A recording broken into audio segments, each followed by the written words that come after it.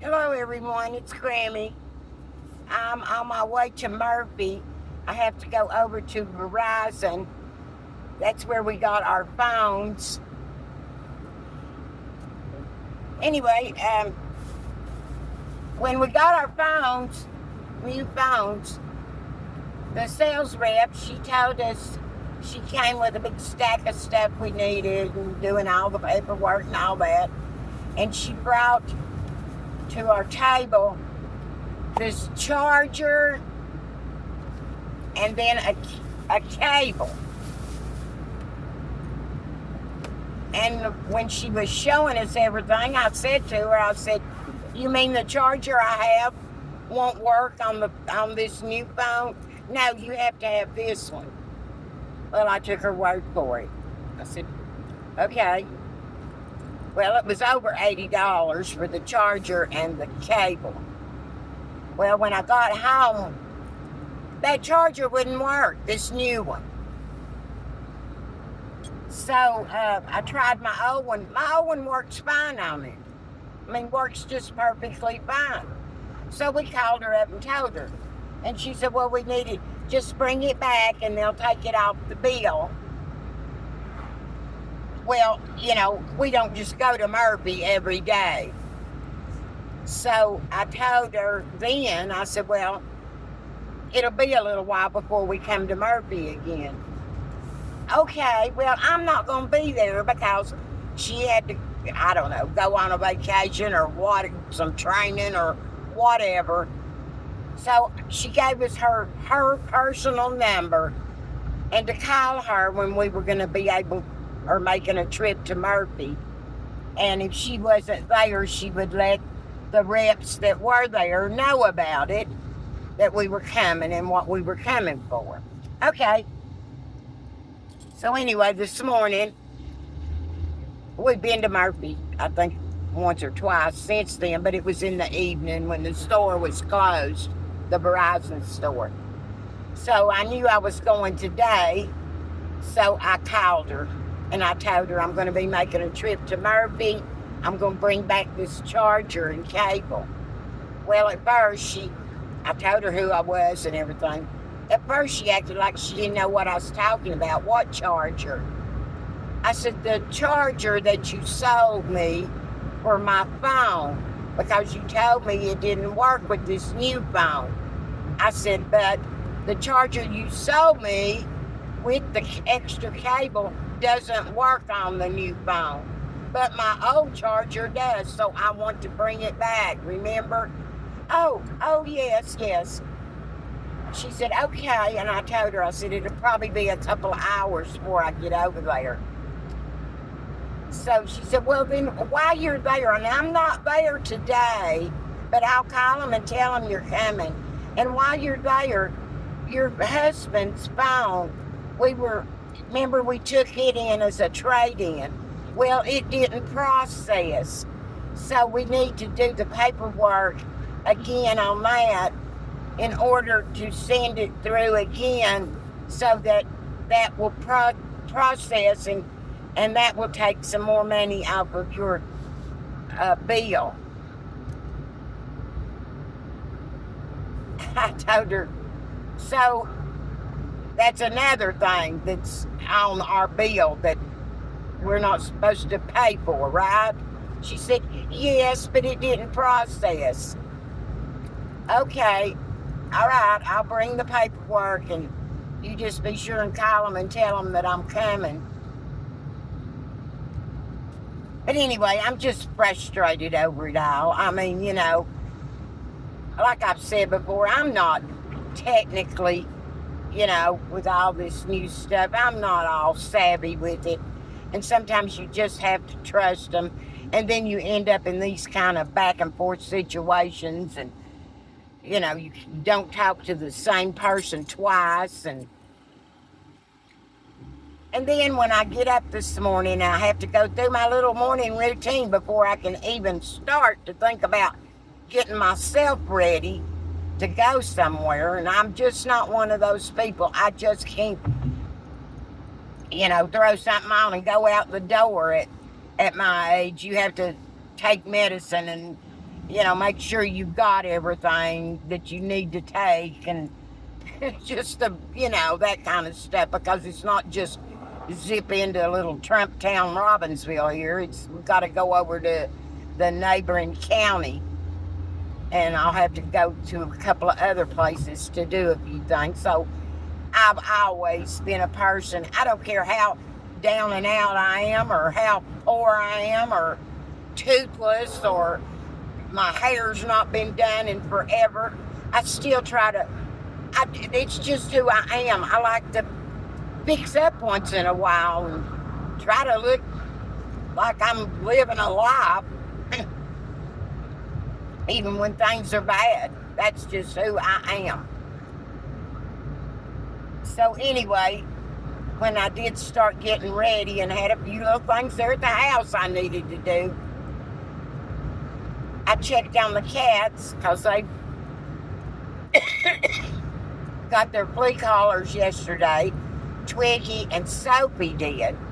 Frank will not wear a collar. I mean, he just pulls on it, claws at it. He tries to get it off of him. So they gave him pills. We tried to put them in his mouth, hold his snout, hold his mouth shut for him to swallow it. He just would not do it.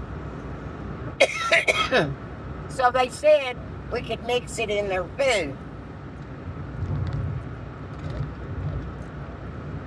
Well, they mostly eat dry food, but they do eat the little canned cat foods. Excuse me, sometimes, and I've been buying those regular. Well, the ones I bought this last time had more chunky, well, my throat gets so dry, had more chunky pieces in it, and Frank, he's very finicky. He won't eat those chunks. He likes the gravy, but not the chunks. So we cut the peel up the best we could. They were little tiny peels, but we still tried to cut them up. Put them in that food. Stir it up in the gravy. And I just put like a little spoon or two in the little dish at a time. I'm going to have to pause it while I cow. Anyway, we did that, and he ate all the gravy, and there were the peel. The little pieces of peel. He didn't get none of the peel. So I would just get in the little can and get as much of the gravy out as I could, and add a little warm water, stir it up, hoping that peel would melt too. I did that about 3 times until finally the peel was gone. Oh, so I was so glad. That was a chore. And since they've had the fleas, like I say, Frank is a baby. He's been our baby for so long, and I guess we just spoiled him rotten. But when we rescued him, he was almost eaten up with fleas. Back when he was just a baby, you could hold him in one hand, and we took care of that and nursed him through it, because he was pretty fragile. So anyway, this time with the fleas, he wanted to be up on the kitchen table, and that's where I sit a lot of times during the day. The air conditioning that we have is a window air conditioning, and it's in the kitchen. So it's cool for me to sit there at the table, and I have an exhaust fan that takes my cigarette smoke out. But anyway, he just kept wanting to be on the table, and I kept trying to get him off. I don't mind if they jump up there every now and then, but Frank was just wanting to stay on the kitchen table, lay on the kitchen table, get right in front of me when I'm trying to, do something with my phone, or even eat something, and that's when I really drew the line. No, you can't be right here in my face while I'm trying to eat. Anyway, that battle was going on, and then he would start scratching up there. He'd be on the table, and he'd start scratching, flinging fleas, It was just total aggravation. And every time you'd look at Twiggy and Soapy, they'd be scratching and licking, But anyway, they got their collars, they got their bills. So hopefully now we're going to get that under control. Well, this morning, I'm getting to the point of this story, getting closer to getting ready to go. And no Frank. I mean, hadn't seen him. Went outside, hollered for him. You know, there's Sophie, there's Twiggy. They're doing good, seem to be doing better. No Frank, no Frank. I'd go back in the house, do a few more things to get ready. Then I'd walk outside and holler for him some more, walk around the house. No Frank, no Frank. And as I've told you before, the old man, he likes to sleep till afternoon almost every day. I know he hears me out there in the yard calling for Frank, but, you know, he sleeps right through it. I'll take care of it, you know. Anyway, I kind of thought he might go with me today, but no, you know, it's like pulling teeth to get him to do anything. Toothless, that's funny. Pulling teeth. And so I was a little bit aggravated that he wasn't, because I told him last night, you know, I was going to get up, get ready, and try to go on early. And I figured he'd go with me, but no, he's sleeping in the bed. I'm out there hollering for Frank, trying to get everything done I need to get done so I can get on the road. I just get totally frustrated, just so aggravated. But I'll see what happens when I get over to Verizon with these over $80 worth of charger and cord that's on our bill that we don't need.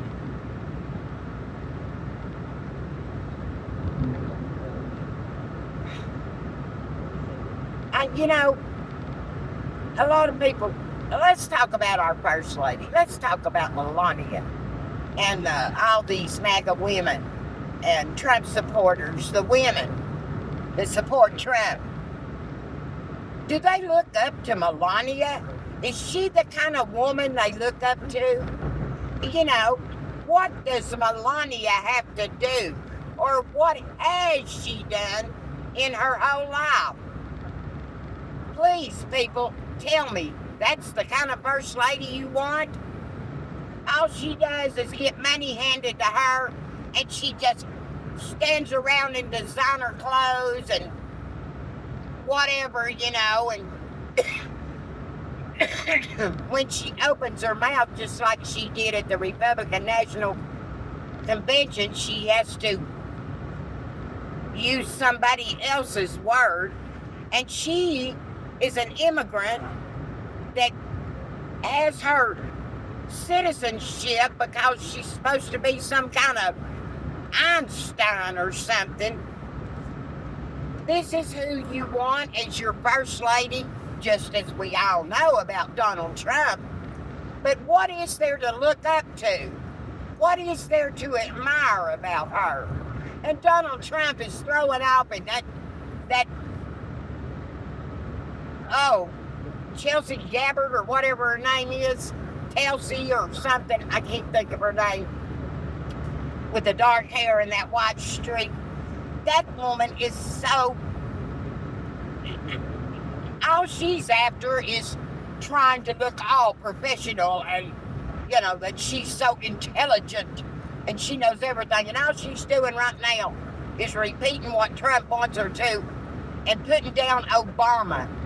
And I hope most of you have seen that video that Donald Trump, our president, put out about the police, FBI, arresting Obama in the Oval Office, an AI image of them arresting Obama, putting him to the ground, and Trump sitting there in a chair laughing about it. And they're saying that Chelsea Gabbard or whatever her name is, talking about how Obama colluded with the Russians and blah, blah, blah to hurt Trump. Trump is right in your face showing you people that he is all up Putin's ass, has been from the beginning. when Democrats were hollering, Russia, Russia, Russia. That's why we were hollering Russia. And Hillary Clinton even said it. But he turns it back on. It's Hillary, it's Hillary. And Obama and Biden, they are such liars. They are such evil people. And they just want to act like they're intelligent and they know how to run this country. Back to Melania. She knows nothing about the hardships that we American citizens, women, go through, especially when we don't have a formal education or have a profession that we have a good paycheck. We can't even make a decent living wage. We can't even make a decent living wage to afford what we need to afford to live. Because the big corporations are sticking it to us every day and charging us every way they can to get money out of us. I had a neighbor one time when I was a single mother living down in Lexington, North Carolina. She was my landlady, and I was kind of upset over, how in the world was I going to meet all my bills and this kind of stuff. And I mean, I got a good deal on the house that she rented me. But anyway, she used to tell me, she used to look at me and she'd say, she called me Tony. And she said, Tony, she said, don't worry about it. They can't get blood from a turnip. And that is so true. I mean, I try to tell my husband that too. We can't spend every waking day of our lives worrying about all this stuff because they can't get blood from a turnip. They can try. They can suck us just almost dry, take every bit of life out of us, just keep on keeping on, while these MAGAs and Trump supporters who are Americans like us are going along with this stuff. Now, I don't care what anybody says. Barack Obama and Michelle Obama were wonderful president and first lady. Joe Biden and Jill Biden were wonderful president and first lady.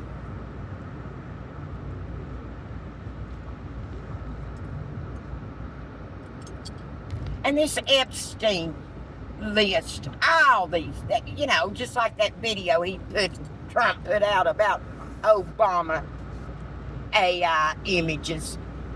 What president has ever been so cruel? I don't understand why you people want to be so cruel. You always vote against your own interest.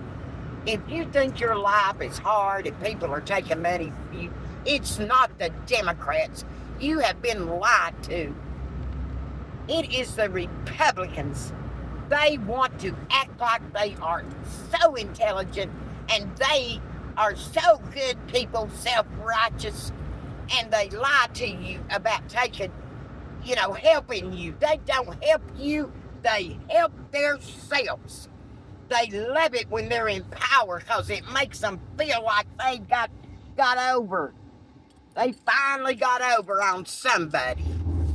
Well, right now, the only people they're getting over on is themselves. And I'm sick of Melania. She's nothing I'd like to be like.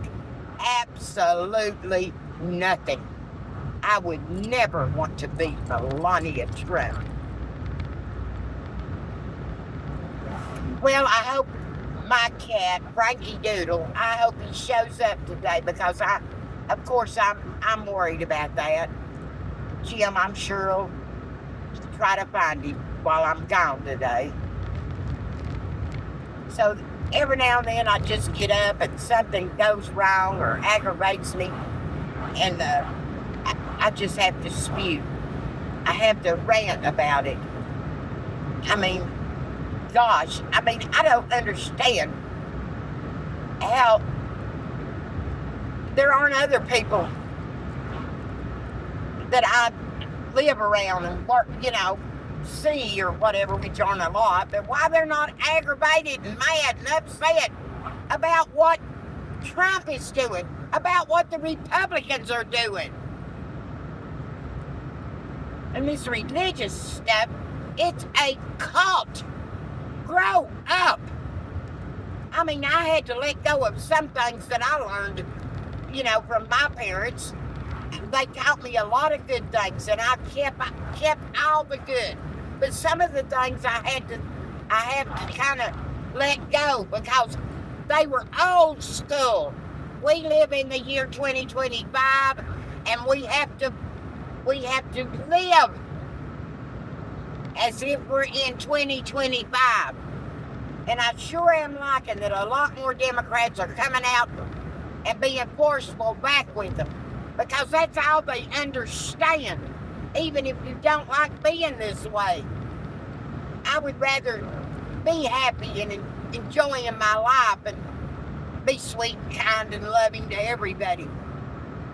But they make it impossible. And they're hurting people. A lot of people. Arresting these people out here on the street are just trying to make a good life.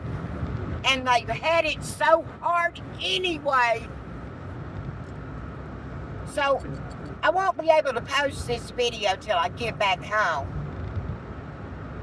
But at least I've got it made. So later on this evening I'll post it and put it up. So that's why it's going to be late if you're just now watching it. We got to hang in there. That's all I know to say to all of us. We got to hang in there. Speak out when you can. Do what you can. Keep loving each other. And say a few prayers for all of us. Every single one of us need prayers. But we got to have actions with prayers. We've got to take actions to stop this. To stop this madness.